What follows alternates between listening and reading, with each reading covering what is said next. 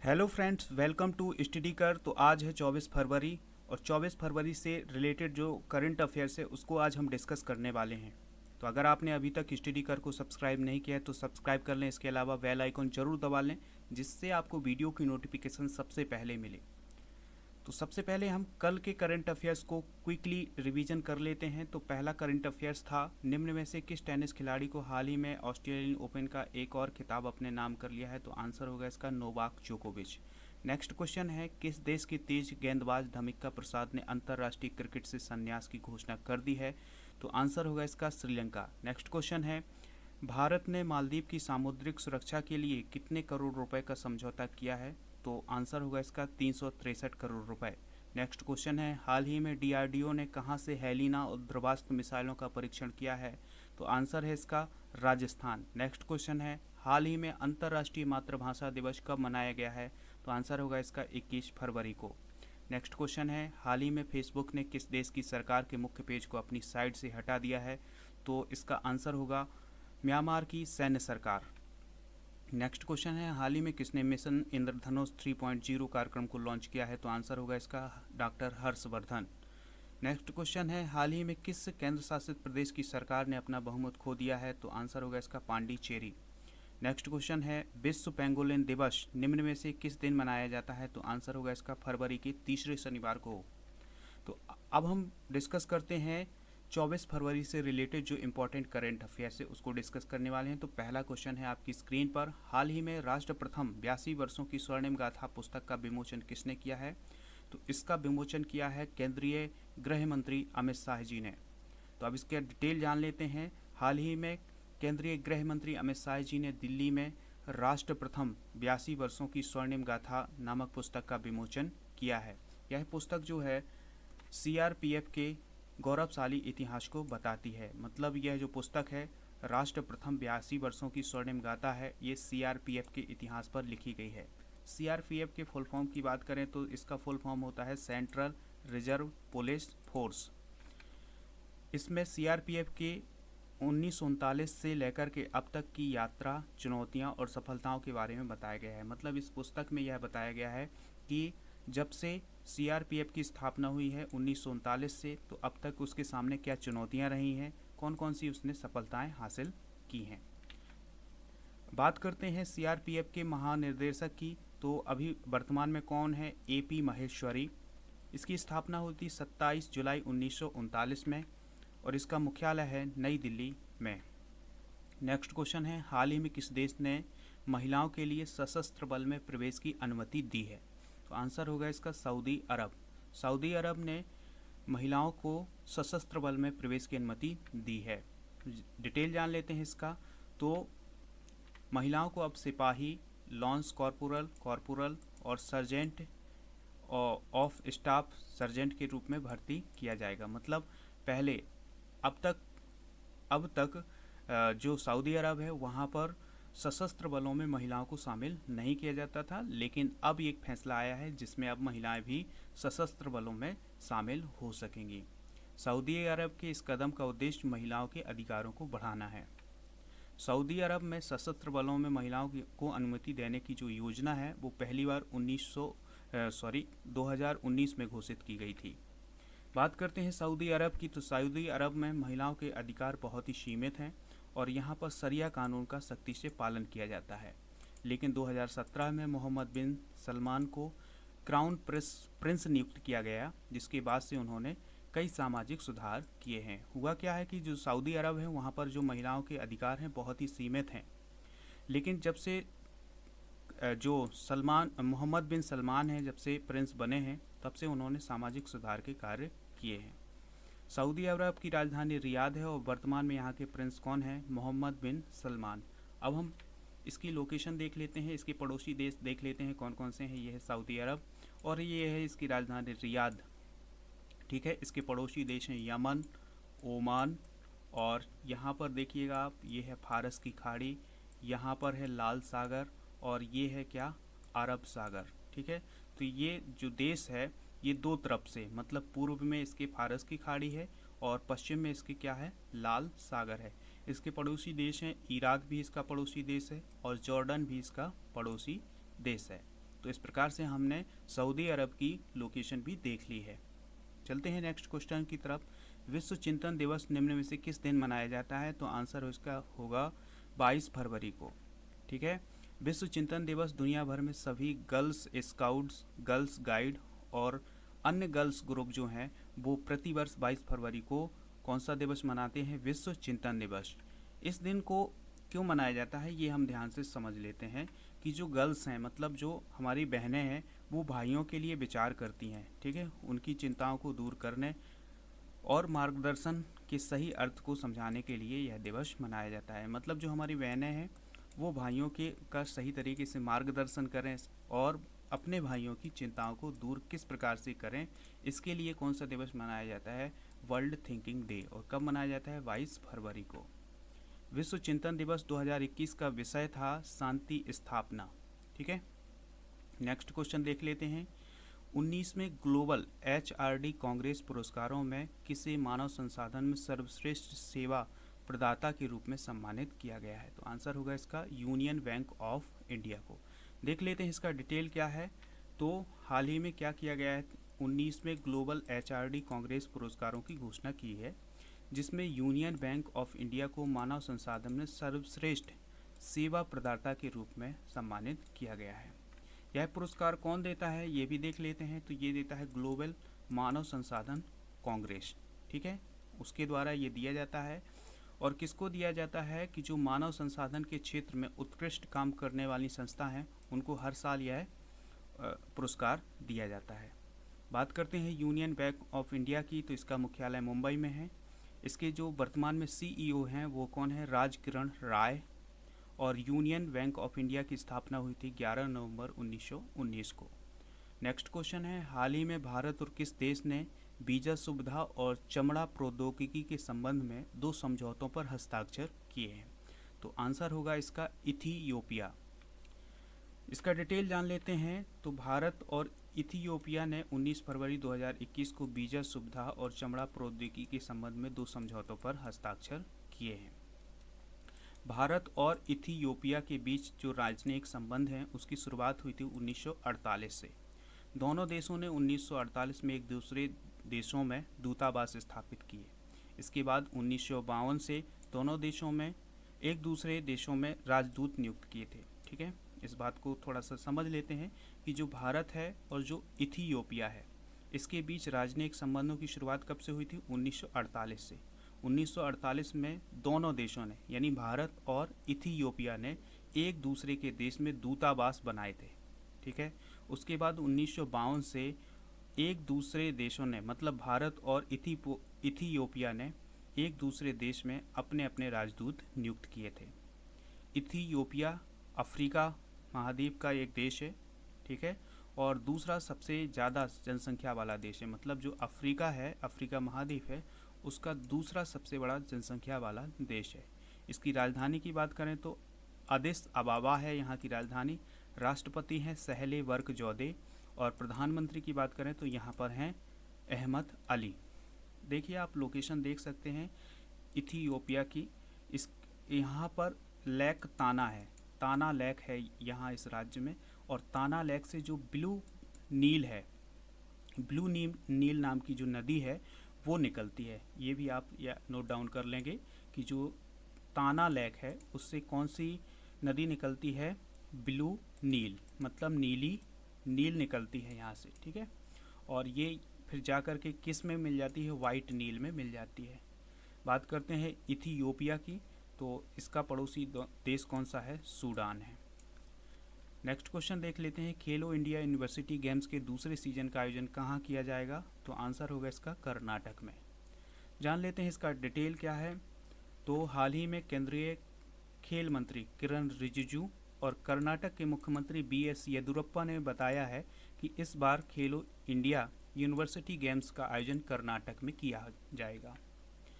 खेलो India university game का आयोजन association of Indian universities के सहयोग से होगा। खेलो इंडिया यूनिवर्सिटी गेम्स भारत में राष्ट्रीय स्तर पर होने वाले सबसे बड़े यूनिवर्सिटी गेम हैं। इसमें अलग अलग खेलों की प्रतिभाओं का चयन किया जाता है और उन्हें राष्ट्रीय और अंतर्राष्ट्रीय पर खेलने का मौका दिया जाता है। मतलब जो खेलो इंडिया कार्यक्रम है, इसमें ऐसे खिलाड़ी चुने जाते हैं, यूनिवर्सिटी लेवल का ये गेम है। इसमें से जिन खिलाड़ियों को चुना जाता है उन्हें राष्ट्रीय और अंतर्राष्ट्रीय स्तर पर खेलने का मौका मिलता है। पहले सीजन का आयोजन जो है फरवरी 2020 में उड़ीसा के भुवनेश्वर में किया गया था। मतलब जो खेलो इंडिया यूनिवर्सिटी गेम है उसका जो पहला सीजन है वो फरवरी 2020 में हुआ था और उड़ीसा की राजधानी भुवनेश्वर में हुआ था। नेक्स्ट क्वेश्चन है, हाल ही में किस देश की अंतरिक्ष एजेंसी ने मंगल ग्रह से अपना पहला ऑडियो जारी किया है? तो आंसर होगा इसका अमेरिका। तो अमेरिका की अंतरिक्ष एजेंसी का नाम क्या है? नासा। तो नासा ने अभी हाल ही में मंगल ग्रह से एक ऑडियो जारी किया है। कब जारी किया है? 22 फरवरी 2021 को, ठीक है। और वहाँ से उसने पहला ऑडियो जारी किया है। अभी हाल ही में अमेरिका की जो अंतरिक्ष एजेंसी है नासा, उसने मंगल ग्रह पर अपने रोवर को उतारा है। उस रोवर का नाम जान लेते हैं, बहुत ही इम्पोर्टेंट है, ये हर एग्ज़ाम में पूछा जाएगा। उस रोवर का नाम क्या है? परसेवेरेंस रोवर, ठीक है। अब ये रोवर जब जैसे ही मंगल ग्रह पर उतरा है तो वहाँ से ऑडियो वीडियो जारी करके पृथ्वी पर भेज रहा है, ठीक है। अभी हाल ही में इसने ऑडियो भी भेजी है और वीडियो भी भेजी है, ठीक है। तो यह रोवर मंगल पर जीवन के संकेतों की खोज करेगा कि मंगल ग्रह पर जीवन है कि नहीं है। नासा ने रोवर की लैंडिंग का पहला वीडियो भी जारी किया है। तो यह बात अभी हम डिस्कस कर चुके हैं। बात करते हैं नासा की। तो नासा का फुल फॉर्म क्या होता है? Aeronautics and space and administration. अब आपको बताना है कमेंट बॉक्स में कि नासा की स्थापना कब हुई थी, ठीक है। आपको कमेंट बॉक्स में क्या बताना है कि नासा की स्थापना कब हुई थी, ये आप बताएंगे कमेंट बॉक्स में। नेक्स्ट क्वेश्चन है, हाल ही में कौन सा राज्य पेपरलेस बजट पेश करने वाला भारत का पहला राज्य बन गया है? तो आंसर होगा इसका उत्तर प्रदेश। उत्तर प्रदेश ने अभी हाल ही में अपना बजट पेश किया है और वो पेपरलेस था। इसका डिटेल देख लेते हैं। उत्तर प्रदेश ऐसा पहला भारतीय राज्य बन गया है जिसने कागज रहित बजट पेश किया है, मतलब पेपरलेस बजट पेश किया है। राज्य के वित्त मंत्री कौन है? सुरेश खन्ना। इन्होंने 22 फरवरी 2021 को पेपरलेस मोड में 2021-22 के लिए राज्य का बजट पेश किया है, ठीक है। यहाँ पर 21-22 होगा। उत्तर प्रदेश सरकार का बजट नाम से उत्तर प्रदेश के बजट ऐप पर बजट दस्तावेज भी उपलब्ध कराए हैं। मतलब जो उत्तर प्रदेश की सरकार है उसने एक ऐप भी लॉन्च किया है। उस ऐप का नाम क्या है? उत्तर प्रदेश सरकार का बजट, ठीक है। इस ऐप पर जो बजट से संबंधित जो दस्तावेज हैं वो सब उपलब्ध कराए गए हैं। बात करते हैं उत्तर प्रदेश की। तो यहाँ की जो राज्यपाल हैं वो कौन है? आनंदीबेन पटेल। आनंदीबेन पटेल को मध्य प्रदेश का अतिरिक्त प्रभार भी दिया गया है। यहाँ के मुख्यमंत्री की बात करें तो कौन है? योगी आदित्यनाथ। यहाँ की राजधानी क्या है? लखनऊ है। इसके पड़ोसी देश कौन कौन से हैं? मध्य प्रदेश है, बिहार है और राजस्थान है और यहाँ पर हरियाणा है और यहाँ पर उत्तराखंड है, ठीक है। इसकी सीमा नेपाल देश से भी लगती है। नेक्स्ट क्वेश्चन है, हाल ही में भारतीय नौसेना ने किस देश की नौसेना के साथ पैसेज एक्सरसाइज का संचालन किया है? तो आंसर होगा इसका इंडोनेशिया। भारत की जो नौसेना है उसने इंडोनेशिया की नौसेना के साथ अरब सागर में पैसेज एक्सरसाइज का संचालन किया है। इस क्वेश्चन में आप स्टार लगा लीजिएगा क्योंकि ये क्वेश्चन जरूर पूछा जाएगा कि जो पैसेज एक्सरसाइज है वो भारत ने किस देश के साथ की है? तो इंडोनेशिया के साथ की है, ठीक है। इंडोनेशिया की नौसेना के साथ यह एक्सरसाइज दोनों देशों की सेनाओं के बीच सहयोग को बढ़ाने के लिए की गई है कि मतलब दोनों देशों की सेनाएं जो हैं वो एक दूसरे का सहयोग करें। इस एक्सरसाइज में भारत की नौसैनिक जहाज INS तलवार ने हिस्सा लिया था। मतलब भारत की तरफ से जिस जहाज ने हिस्सा लिया था उसका क्या नाम था? INS तलवार। इंडोनेशिया की राजधानी की बात करें तो जकार्ता है और इस देश को इटली से स्वतंत्रता 17 अगस्त 1945 को मिली थी। तो इस प्रकार से हमने बहुत ही शॉर्ट में बहुत अधिक जानकारी प्राप्त की है।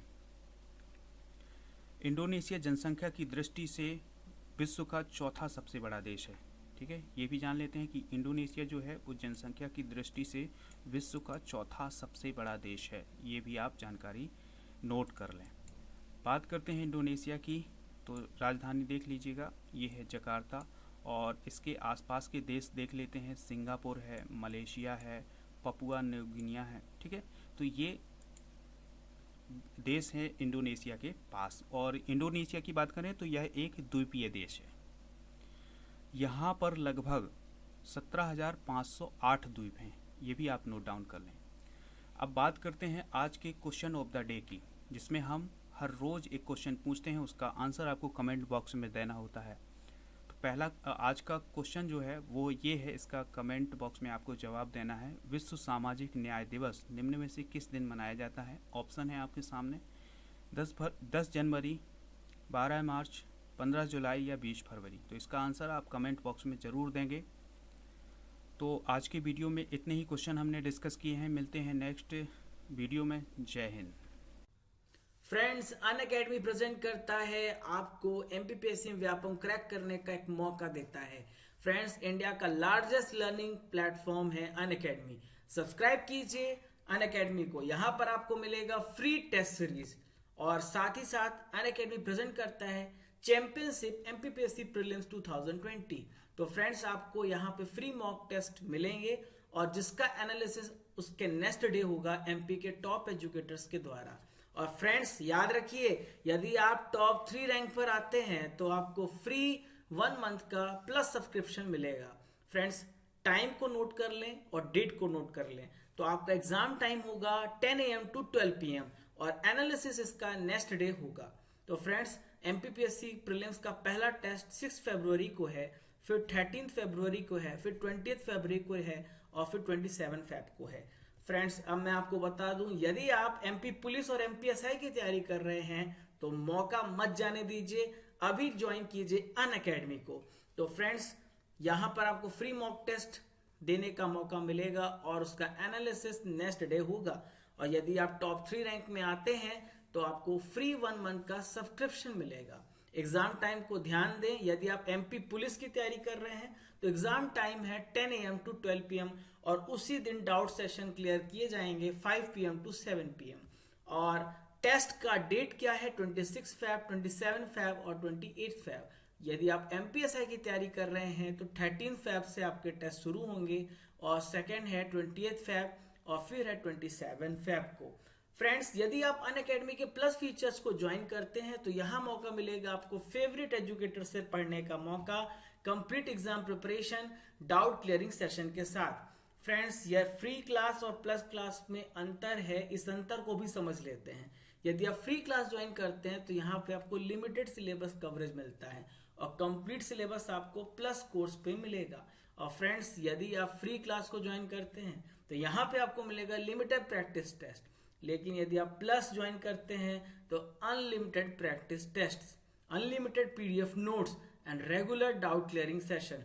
पर ध्यान रहे, 10% का डिस्काउंट तो लेना मत भूलिएगा। सब्सक्राइब नाउ, कोड यूज कीजिए राजा नंबर 1, यहाँ पे डॉट का आपको इस्तेमाल करना है। फ्रेंड्स, मैं आपको बता देता हूँ कुछ जो बैच कोर्स हम लाए हैं वो है, पहला है एवियर्स बैच। तो एवियर्स बैच जो है एमपीपीएससी प्रीलिम्स 2020 जो क्लियर करना चाहते हैं एमसीक्यू के माध्यम से, प्योरली हिंदी मीडियम, 18 फरवरी से बैच शुरू हो गया है। यूज कोड राजा नंबर 1, 10% का इंस्टेंट डिस्काउंट आपको मिलेगा। यदि आप इंग्लिश मीडियम का बैच ज्वाइन करना चाहते हैं तो 18 फरवरी से ये बैच शुरू हुआ है, और राजा नंबर 1 कोड यूज करके एमपी के टॉप फैकल्टी से पढ़ने का मौका पा सकते हैं। यदि आपका ड्रीम है एमपीपीएससी 2022 में क्लियर करने का तो आप ज्वाइन कीजिए फाउंडेशन बैच, जो 10 मंथ्स का बैच होगा। स्टार्ट हो रहा है 19 फरवरी से, और कोड यूज कीजिए राजा नंबर 1।